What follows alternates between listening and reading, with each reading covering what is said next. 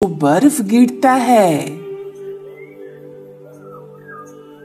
ওই তবে বরফাবৃত হিমালয়ের দৃশ্য? কখনো দেখিনি। অমন দেখায় নাকি? কি অদ্ভুত, কি সুন্দর!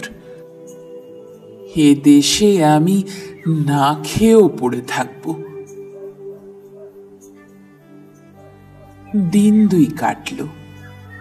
ওদের মধ্যে পাগড়ি পরা আধা বয়সী লোকটির নাম মধুলাল। অতি ভদ্রলোক, অবস্থাও বেশ ভালো। 25-26টা দুগ্ধবতী গরু বাড়িতে, দুধ দেয় প্রায় 1 মণ। ধান ও গমও যথেষ্ট। মাধুলালের বাড়িতে ওর মেয়ে রাখনি আমাকে বড় যত্ন করে। কেমন সুন্দর মেয়ে, আর কি শান্ত মুখশ্রী! এদেশের সকলের মুখেই সারল্য ও নিষ্কলুষতার ছাপ। স্থানটি সভ্য জগৎ থেকে অনেক দূরে, হিমালয়ের পাদপ্রান্তে, অরণ্যভূমির প্রান্ত দেশে। মাছ, মাংস, ডিম খুব মেলে, তবে এখানে মাছ বা মাংস সাধারণ লোকে খায় না। দুধ, ঘি প্রচুর। আগের চেয়ে এখানে এখন আকরা হয়ে গেলেও অন্য দেশের তুলনায় যথেষ্ট সস্তা। এখানে এসে যেন একটা অদ্ভুত মায়া রাজ্যে এসেছি বলে মনে হলো। যেমন সকালের রোদে, তেমনি বিকালের রাঙা সূর্যালোকে দূরের তুষারাবৃত হিমালয় কি অদ্ভুত দেখায়। আমি গ্রাম থেকে বেরিয়ে বেড়াতে বেড়াতে বনের ধারে, পাহাড়ি নদী কুসমায়ের ধারে শিলাখণ্ডে বসে থাকি। নদীটার ভালো নাম কি কুসুমবতী? এ যদি হয় তবে ওর নাম সার্থক বটে। কত কি পুষ্পিত বন্যলতা ও গাছ যে ঝুঁকে পড়েছে কাঁচ স্বচ্ছ জলের উপর। যেখানে সেখানে শিলাখণ্ড ছড়ানো, যেখানে খুশি বসে থাকো। খুব বড় শিলাখণ্ড আছে, যার উপরে 8-10 জন লোক স্বচ্ছন্দে বসে থাকতে পারে। সেখানে ছায়ায় বসতাম আপন মনে। ঘন জঙ্গল আর দূরের তুষারাবৃত শৈলশৃঙ্গের দিকে চেয়ে কত কি ভাবতাম নির্জনে। খেতে পেতাম না কাশিতে, তার আগেও কাকার সংসারে কি হেনস্থা, কি লাঞ্ছনা না গিয়েছে। হাতে পয়সা না থাকলে সবাই নিচু চোখেই দেখে। এখানে এসে আনন্দ পেয়েছি, শান্তি পেয়েছি। মাধুলাল আমায় ছেলের মতো যত্ন করে। আমি ওকে কাকা বলে ডাকি। এ কাকা আর আপন কাকার যে কি তফাৎ তাই ভাবি। 2-4টি ছেলে মেয়েকে ইংরেজি পড়াই। সারা গ্রামে মুন্সি চমনলাল আর আমি, এই 2টি মহাজ্ঞানী পণ্ডিত ব্যক্তি বিদ্যমান। বাকি যারা, তারা কায়ক্লেশে নাম সই করতে পারে।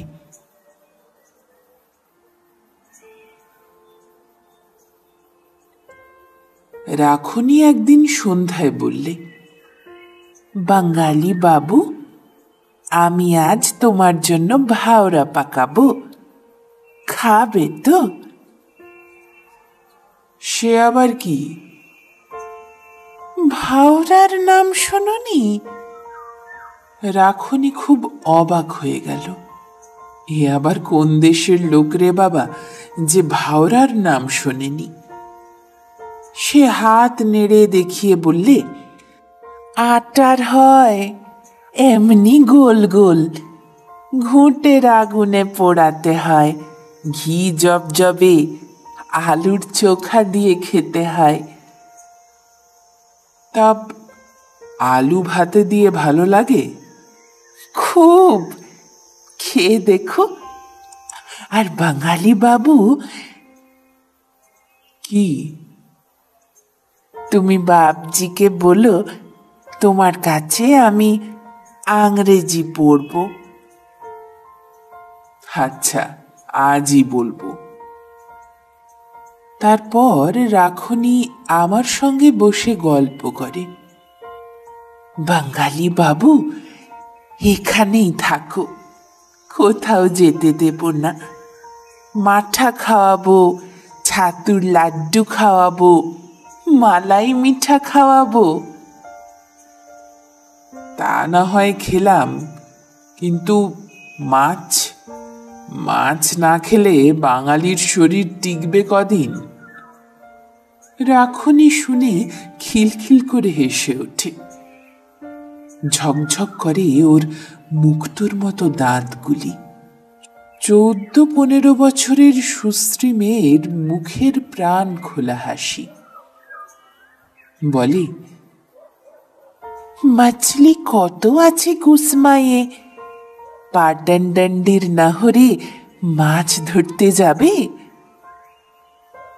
সে তো গভর্নমেন্টের খাল, সেখানে ওদের লোক বসে আছে, মাছ ধরতে দেবে কেন? আমি ধরব, তোমাকে ধরে দেব। মেয়ে মানুষকে নহরের চৌকিদার কিচ্ছু বলবে না। এবার আমি হেসে ফেলি, বললাম, গভর্নমেন্টের চৌকিদার মেয়ে পুরুষ বাঁচবে না রাখনি। চুরি যে করে তার আবার মেয়ে পুরুষ। দুজনেই খুব হাসি, আমোদ লেগেছে দুজনেরই। রাখনি এত ভালো মেয়ে তার আপন পর জ্ঞান ছিল না। আমি ওদের বাড়িতে কেউ না, অন্নদাস বলা যেতে পারে। রাখনি কিন্তু আমাকে বড় আপনার জন ভাবত। তার সর্বদা চেষ্টা ছিল যাতে আমি অভুক্ত না থাকি, খেয়ে আমার পেট ভরে। এর জন্য তার কত যত্ন, কত অসম্ভব হাস্যকর প্রয়াস। আমি বলতাম, রাখনি, আমি বিদেশি লোক, আজ এসেছি কাল চলে যাব, তুমি আমাকে এত ভালোবাসো কেন? আমি চলে গেলে কষ্ট পাবে।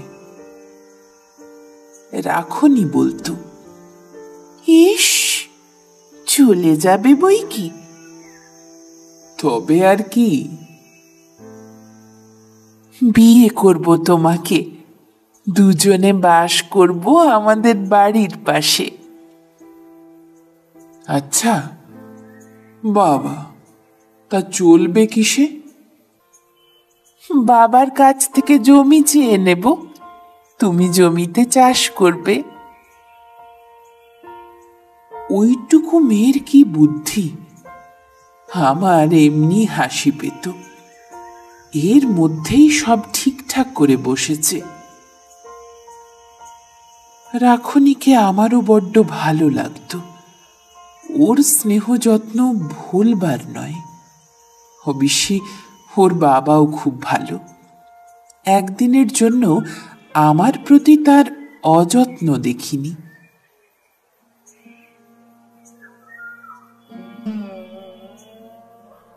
আমি ওখানে মাস 6 থাকবার পরেই একটা ঘটনা ঘটল। একদিন সন্ধ্যার সময়